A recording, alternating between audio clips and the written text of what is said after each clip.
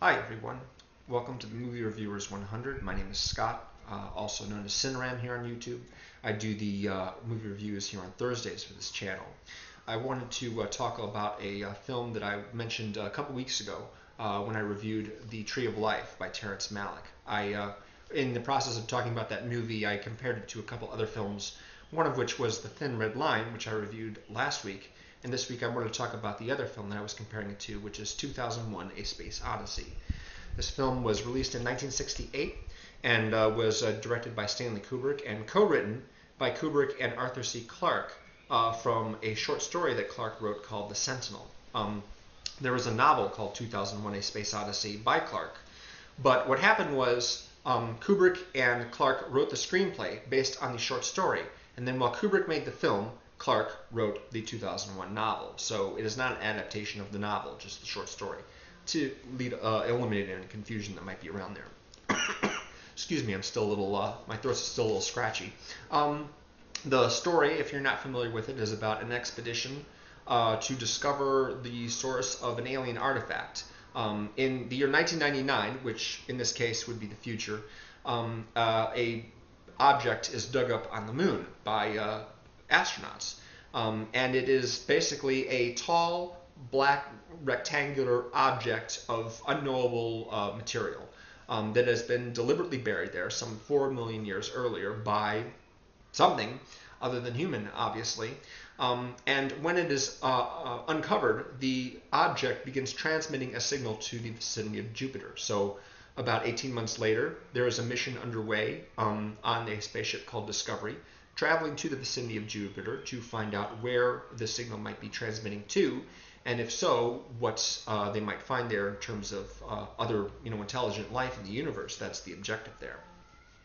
Along the way, well, most of the astronauts are actually asleep in hibernation to preserve air and water, but 2 of them are awake and overseeing the mission, along with the computer, the artificially intelligent computer that runs the ship called the HAL 9000.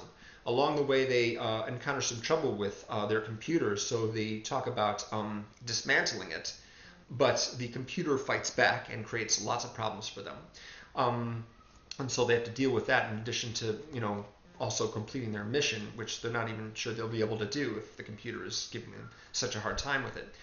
It can be kind of scary, actually, at times, because they're out in space in the middle of nowhere, millions of miles from Earth, and if things go wrong, they're on their own. There's not going to be any rescue mission anytime soon.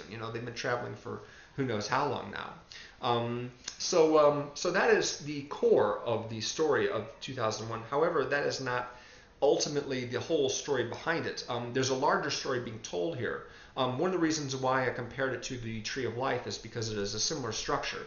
There's a segment in the beginning that takes place before human civilization, involving apes, primates that are fighting with each other over basically a watering hole, trying to eke out an existence in this barren land. And when they come across a monolith themselves, they're baffled by it. They've never seen anything like it. But shortly after that happens, one of them comes up with the idea of using a dead animal's bones as tools, as weapons, as a way of beating back the other tribe of primates and reclaiming the watering hole for themselves.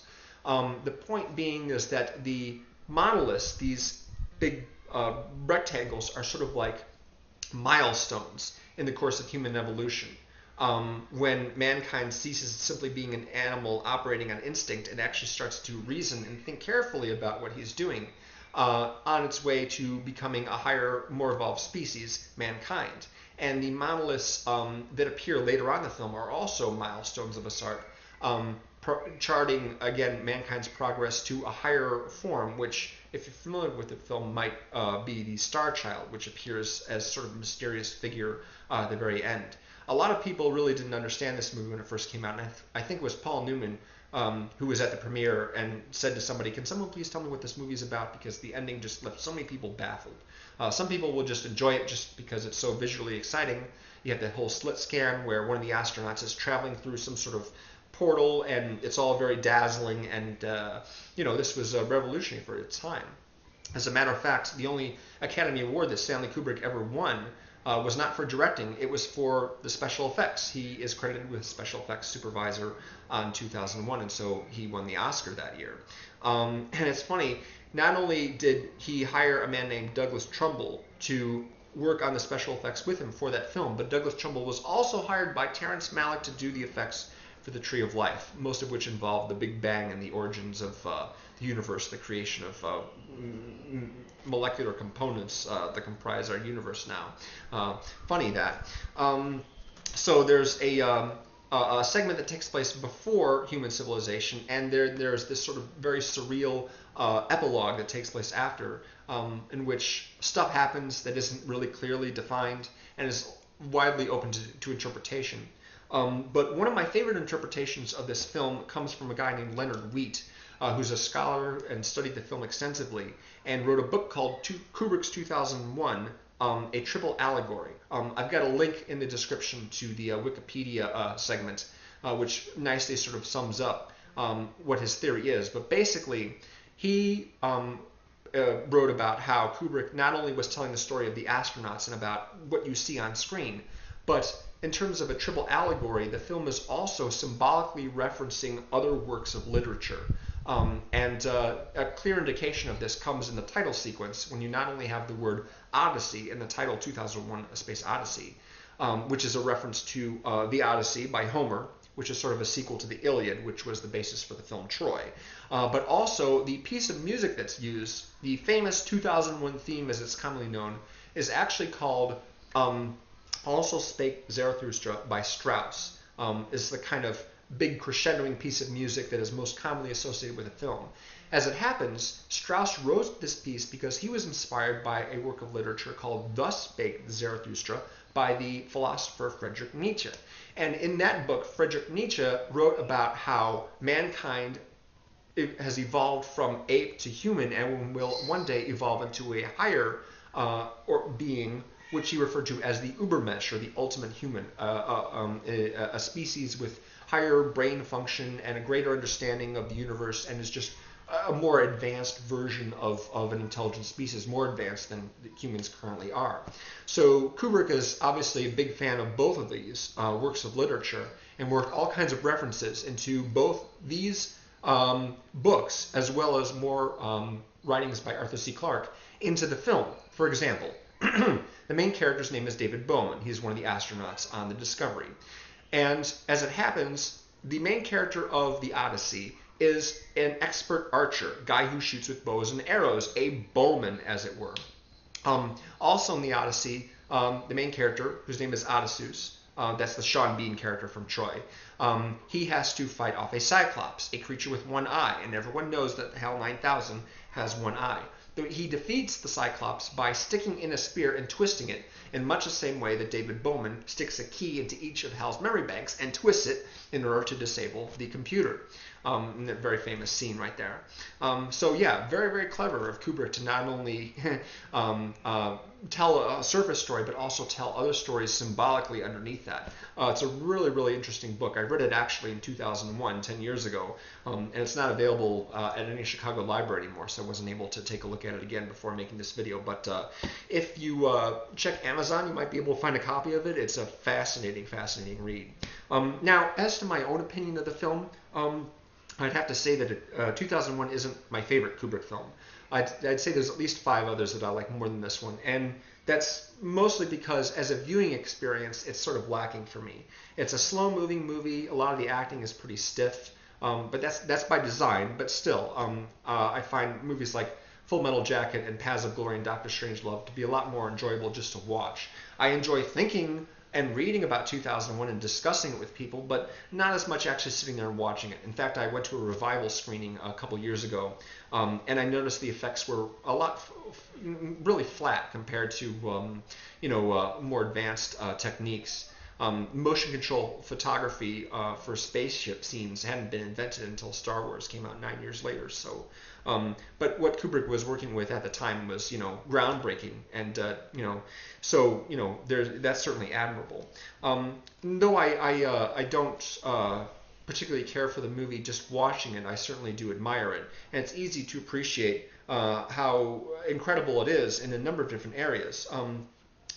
over the years, I've come to the conclusion that there's 4 different ways that a film can be innovative. The first of these is technically innovations in special effects, digital cameras, performance capture, stuff like that.